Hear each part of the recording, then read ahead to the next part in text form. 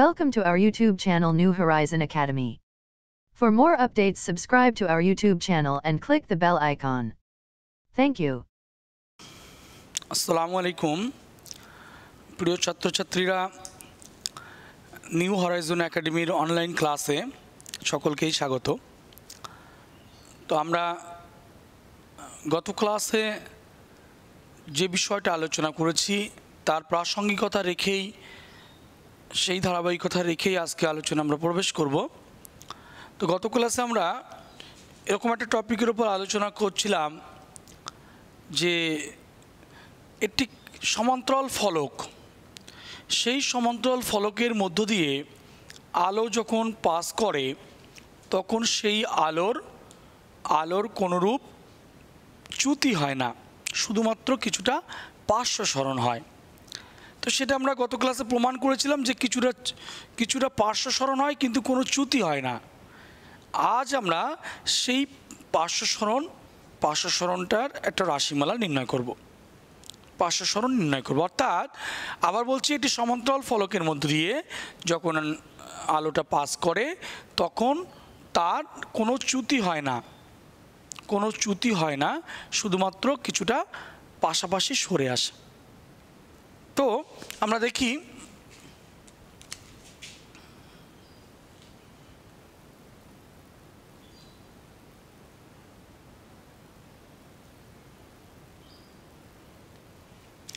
এটা একটা সমান্তরাল ফলক। তো এখানে আলো পড়েছে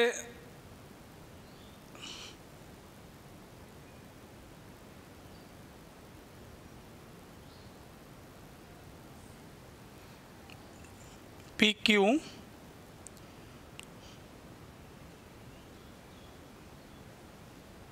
এই বিন্দুটাকে আমরা কিউ নাম দিলাম। তো আলো পড়লো, পড়ার পরে এখান থেকে তার যাওয়ার কথা এই বরাবর, সোজা এই বরাবর যাওয়ার কথা। আমরা রশ্মিটাকে একটু বাঁকিয়ে দিই, সুবিধা হবে।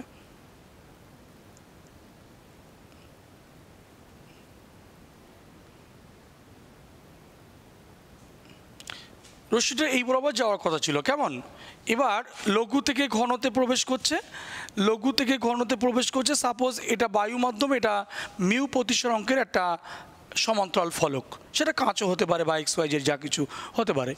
এখন তো এখান থেকে এই এলো আলোকরশ্মি, লঘু থেকে ঘনতে গেলে আমরা জানি অবিলম্বের দিকে সরে আসে। তো অবিলম্বের দিকে একটু সরে এলো, অবিলম্বের দিকে সরে এসেছে। তারপর এখানে আবার এখানে তাহলে আমরা এইটাকে I1 নাম দিয়েছিলাম, মনে আছে নিশ্চয়ই। এটাকে বলেছিলাম R1, এইটা হলো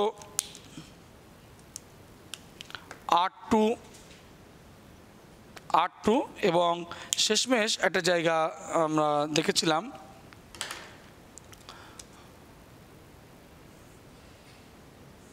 এই ঘন থেকে আবার লঘুতে যাওয়ার সময় অবিলম্ব থেকে দূরে সরে গেল, এই কোণটা হচ্ছে I2। তো আমরা দেখো এই চলে যাচ্ছে, এই I1 আপতন কোণে আপতিত হয়েছে। তাহলে নামগুলো দিয়ে দিই, পি কিউ আর এস। তাহলে একটি আলোকরশ্মি পি কিউ, তাহলে পি কিউ আলোকরশ্মি সে I1 আপতন কোণে আপতিত হয়েছে। তারপর কাঁচের মধ্যে বা অন্য মিউ প্রতিসরাঙ্কের একটা সমান্তরাল ফলক, তার মধ্যে দিয়ে গিয়ে অবশেষে I2 কোণে নির্গত হয়েছে। তো আমরা গত ক্লাসে এই বিষয়গুলো দেখেছি এবং সেখানে প্রমাণ করেছি আগের ক্লাসে যে I1 = I2 প্রমাণ করে আমরা এটা বলতে চেয়েছি যে আপতিত রশ্মি এবং ফাইনালি যে নির্গত রশ্মি তারা পরস্পর সমান্তরাল, এটা আমরা বলেছি। তো এটা আর এস। এখন আজ আমরা কি করব বলছি, যে এই যে রশ্মি I1 = I2 বলে আমরা এটা বলেছিলাম যে রশ্মিটির কোনোরূপ রশ্মিটির কোনোরূপ চ্যুতি হয়নি। কেন? আলো যে পথে যাওয়ার কথা ছিল সেই দিকেই আছে। দুটি সমান্তরাল রশ্মির মধ্যবর্তী কোণ কত হয়? 0। তো আলো এইভাবে যাওয়ার কথা ছিল, সেই দিকেই আছে, তাহলে চ্যুতি শূন্য, কিন্তু কিছুটা পাশাপাশি সরে এসেছে, অর্থাৎ এই এতটা পরিমাণ সরে এসেছে। এটা যদি এক্স বলি তাহলে আর এক্স পরিমাণ পাশাপাশি সরে এসেছে। তো আমরা এই পার্শ্ব সরণ নির্ণয় করব, পার্শ্ব সরণ নির্ণয় করব। তাহলে হেডিংটা কি বললাম? পার্শ্ব সরণ নির্ণয়।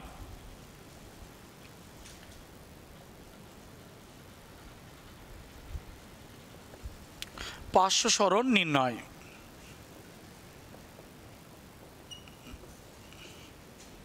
তো আমরা এখানে পার্শ্ব সরণ ছবিতে দেখছি কোনটা? আর এক্স।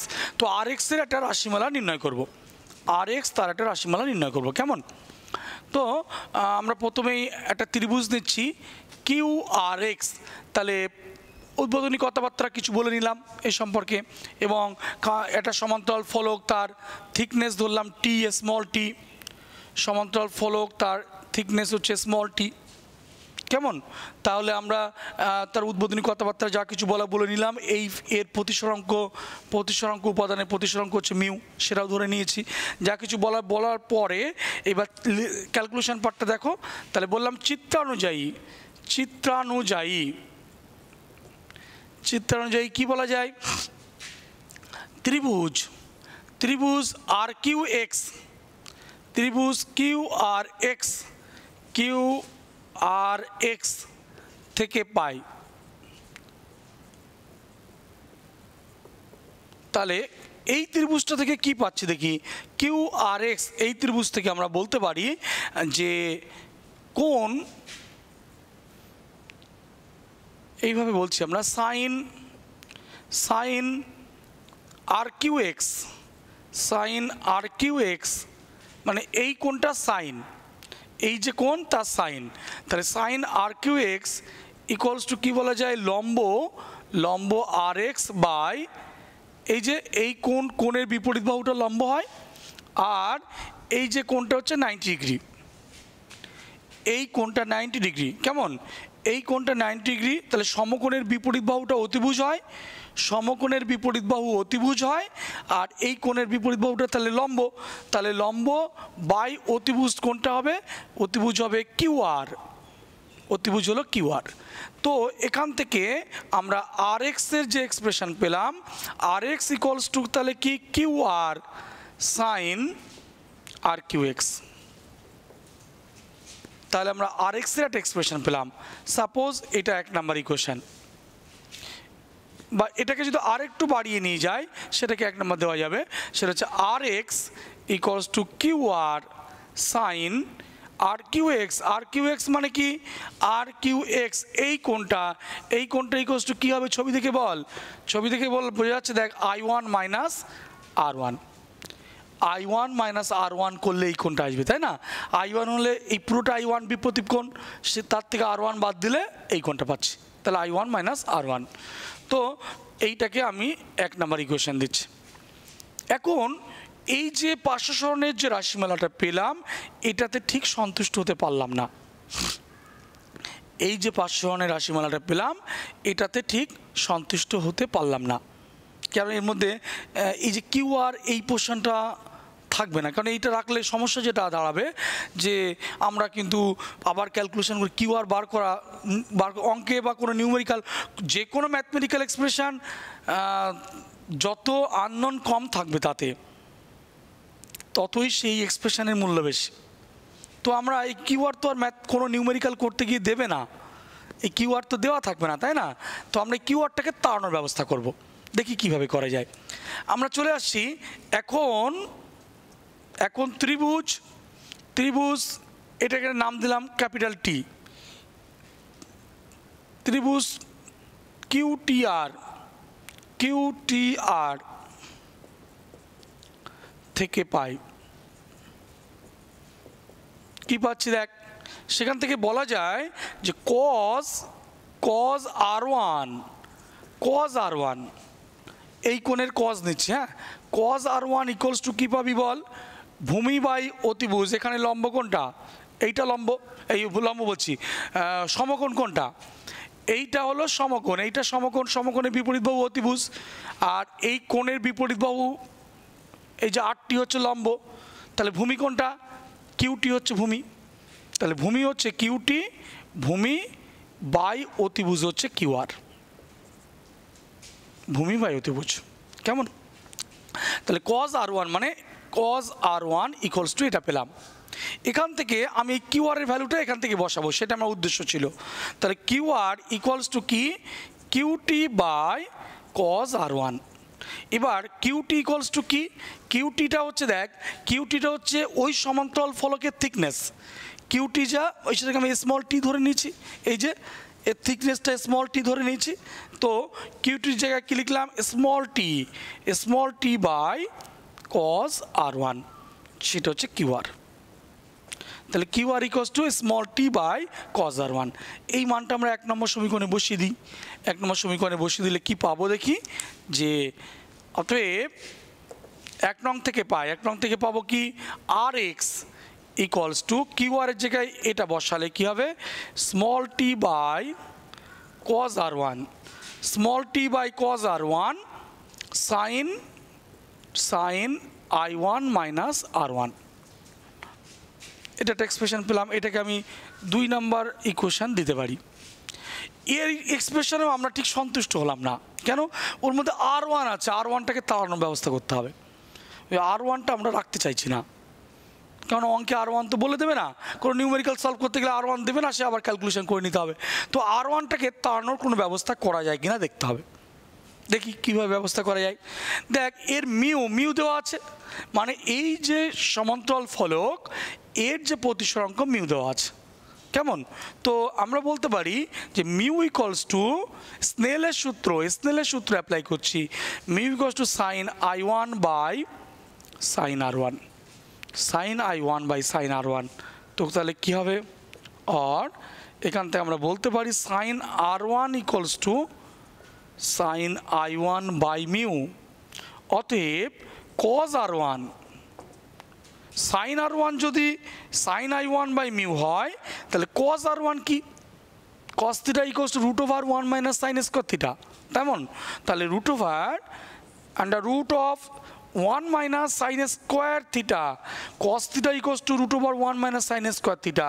তাহলে cos r one equals to root over 1 minus sine square r one.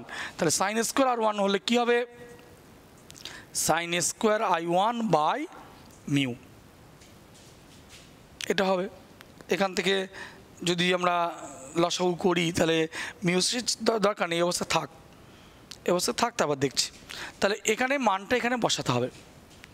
এই যে মান যদি সাইন আর ওয়ান এবং কজ আর ওয়ানের মান যদি আমরা এখানে বসানোর চেষ্টা করি তাহলে কি আসে দেখি। তো আমরা বললাম এটাও আর এক্সের এক্সপ্রেশন 1 নম্বর, 2 নম্বরও আর এক্সের একটা এক্সপ্রেশন।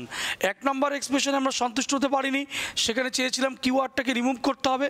আবার 2 নম্বর ইকুয়েশনে এসে দেখলাম সেখানে আর ওয়ান আছে, আর ওয়ানটাকে রিমুভ করার চেষ্টা করছি। তো দেখি কিভাবে করা যায়।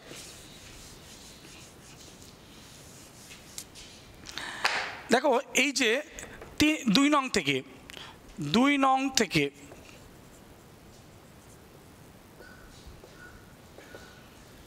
থেকে পাই, কী পাবো 2 নম্বর থেকে, দেখো এখানে আর এক্স ইকুয়ালস টু, তাহলে আমরা যদি সাইন এ মাইনাস বি ফর্মুলাটা ভাঙিয়ে দিই, sign A minus B formula, sign A cos B minus cos A sine B যদি ভাঙিয়ে দিই তাহলে কি আসে, টি বাই কস আর ওয়ান, আর এটা আসবে sine A cos B minus cos A মানে cos I one sine R one, sine A cos B minus cos A sine B, ফর্মুলাটা বসালাম।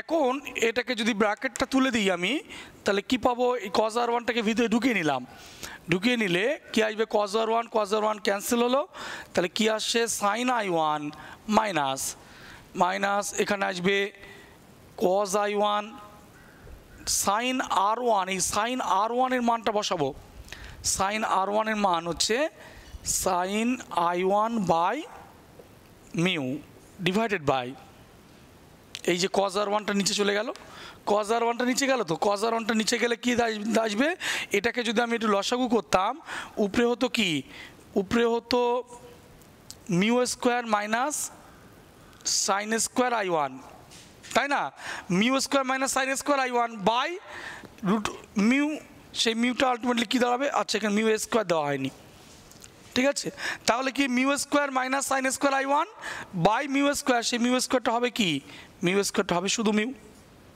রুটের বাইরে পাঠিয়ে দিয়েছি তাহলে শুধু মিউ।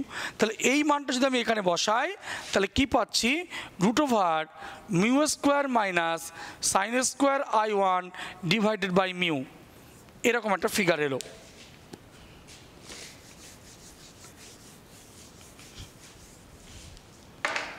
তো আমরা এখান থেকে তাহলে আর এক্সের এক্সপ্রেশন ফাইনালি কী পাচ্ছি দেখো, সাইন i1, এখানে সাইন i1 আছে সেটাকে কমন নিলাম, তাহলে টি সাইন i1, আর এখানে থাকছে তাহলে 1 মাইনাস এই মিউ আর এই মিউ ক্যান্সেল হলো, এই মিউ ক্যান্সেল হলো, সাইন i1 কমন নিলাম, তাহলে 1 minus cos i1 divided by root over mu square minus sine square i1।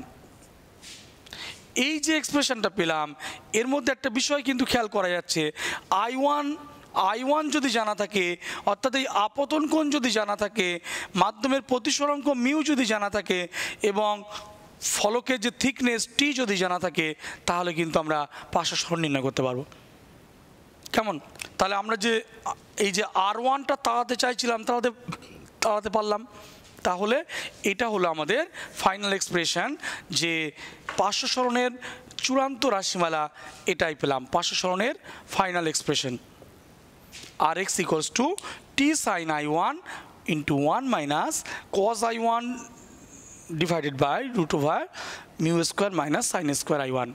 তো যদি তাহলে পার্শ্ব সরণের মান তিনটি বিষয়ের উপর ডিপেন্ড করছে, এই যে আপতন কোণের উপর ডিপেন্ড করছে, মাধ্যমের প্রতিসরাঙ্ক মিউর উপর ডিপেন্ড করছে, এবং ফলকের থিকনেস টি এর উপর ডিপেন্ড করছে।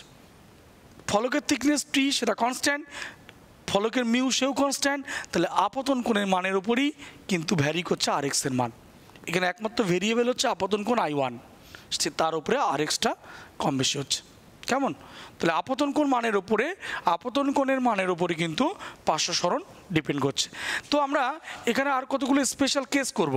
স্পেশাল কেস বলতে যখনই ফিজিক্সের এটা একটা বড় বৈশিষ্ট্য আছে যে একটা বড় সড়ো যখন কোনো ম্যাথমেটিক্যাল এক্সপ্রেশন আমরা পাই, সেই ম্যাথমেটিক্যাল এক্সপ্রেশনকে একটু কাটছাট করে একটা স্লিম ফিগার দেওয়া, সেই স্লিম ফিগার দিতে গেলে তার উপর কিছু স্পেশাল কেস চাপিয়ে দেওয়া হয়।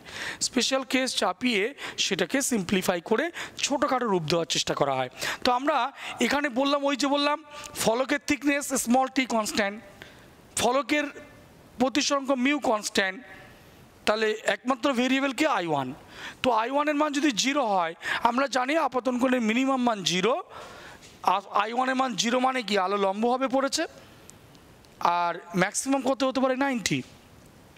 তো আমরা যদি এখানে কেস করি যে আপতন কোণের মান, আপতন কোণ যদি 0 হয়, এক্স্যাক্ট 0 হয়, তাহলে কি হবে দেখি।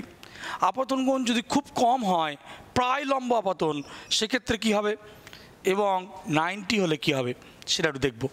তো প্রথমে আমরা এর স্পেশাল কেস করছি, স্পেশাল কেস 1। তো আমরা আচ্ছা কেস 1,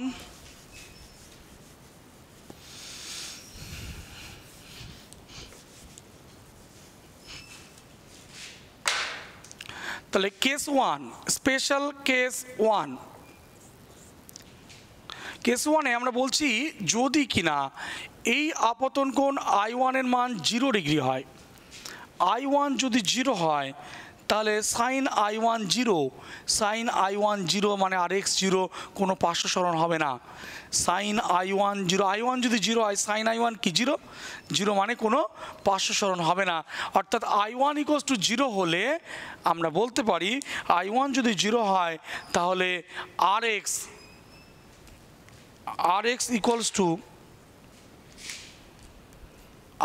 ইকুয়ালস টু তাহলে কী পাবো 0। এই যে যদি i1 0 হয়, i1 0 হলে সাইন i1টা তাহলে কী হবে, সাইন i1 সাইন 0 কাজে আর এক্স 0, অর্থাৎ আলোকরশ্মি যদি লম্বভাবে আপতিত হয় সোজা বেরিয়ে যাবে, কোনো রকম পার্শ্ব সরণ হবে না। কেস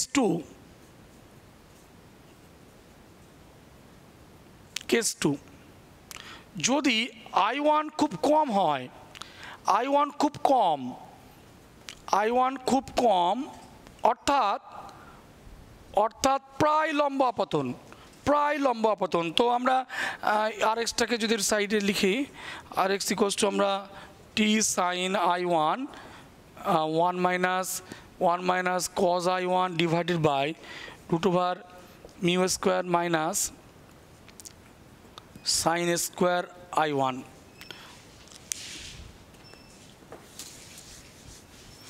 দেখো i1 খুব কম, অর্থাৎ প্রায় লম্ব আপতনের ক্ষেত্রে, প্রায় লম্ব আপতনের ক্ষেত্রে কী হবে, i1 খুব কম, অর্থাৎ প্রায় লম্ব আপতনের ক্ষেত্রে, লম্ব আপতনের ক্ষেত্রে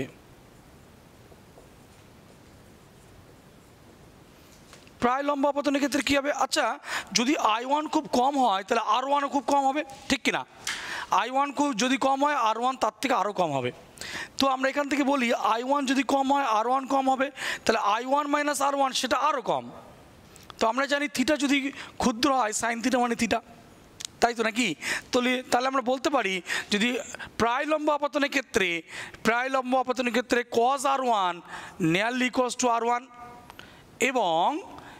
এবং যদি বলি যে sine i1 minus r1 nearly equals to বলা যায় i1 মাইনাস r1। কেন?